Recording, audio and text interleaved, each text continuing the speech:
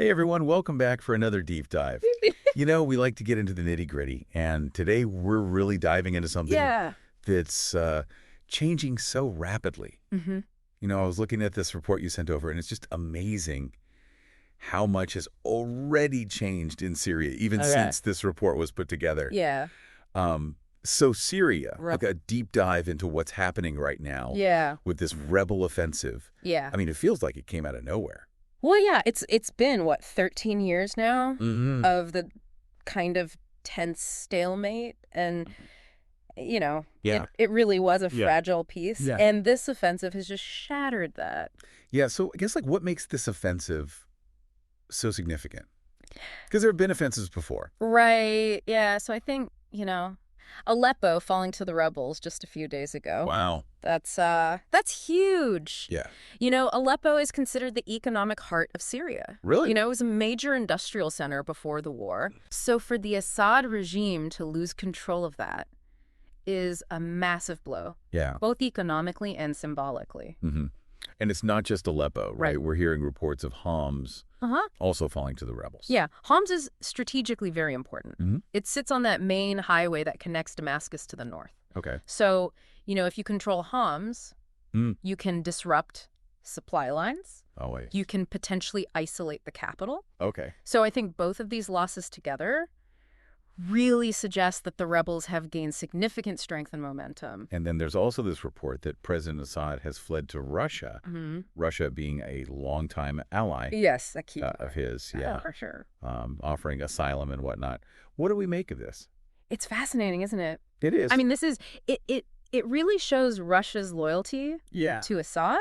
However, it also seems to show a reluctance to get even more deeply involved in this conflict, especially with what they have going on in Ukraine right now. Yeah. So it's like Russia's trying to walk this tightrope. I think that's a good way to put it. Where they want to keep their influence, but they don't want to overcommit. Exactly. And how does this play with the rest of the international community? Well, it's really interesting because you've got the U.S. and European nations that have been, longtime supporters of the Syrian opposition.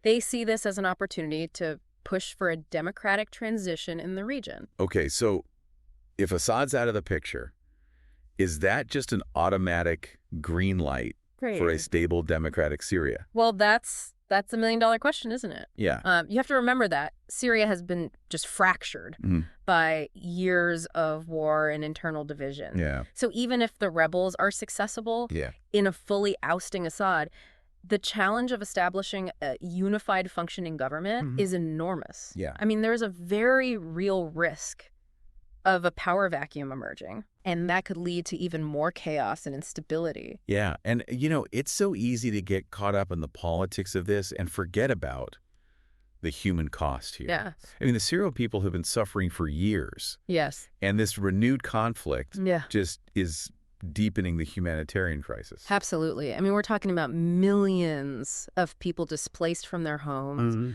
struggling to access basic necessities. Food, water, healthcare.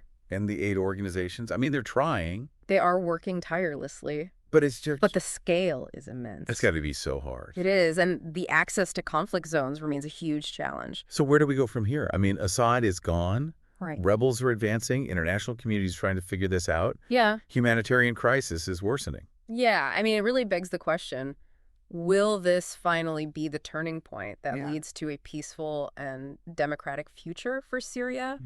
Or is this the start of a new chapter of violence and suffering? We just don't know. Yeah. I mean, that's a really sobering thought. But it definitely is a situation that needs our attention and empathy. And it's far from over. Right. The decisions that are made in these next days and weeks are going to have huge consequences. Absolutely. For Syria and the region. Whole region, yeah. Well, thank you so much for joining us today. Thank you for having me. And we'll be watching this very closely. Absolutely. And we'll keep you all updated as things progress. Sounds good. Take care. Today is your lucky day.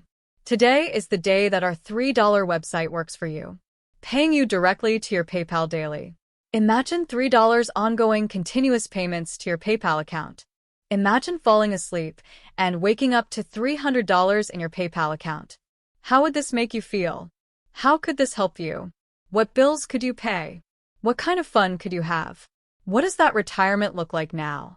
All for a one-time payment of $3. This website is DFY done for you, fully built and completely hosted, and never stops collecting payments for you. You have spent $3 on coffee on a regular, but that coffee won't help you create multiple streams of income. Click the link below.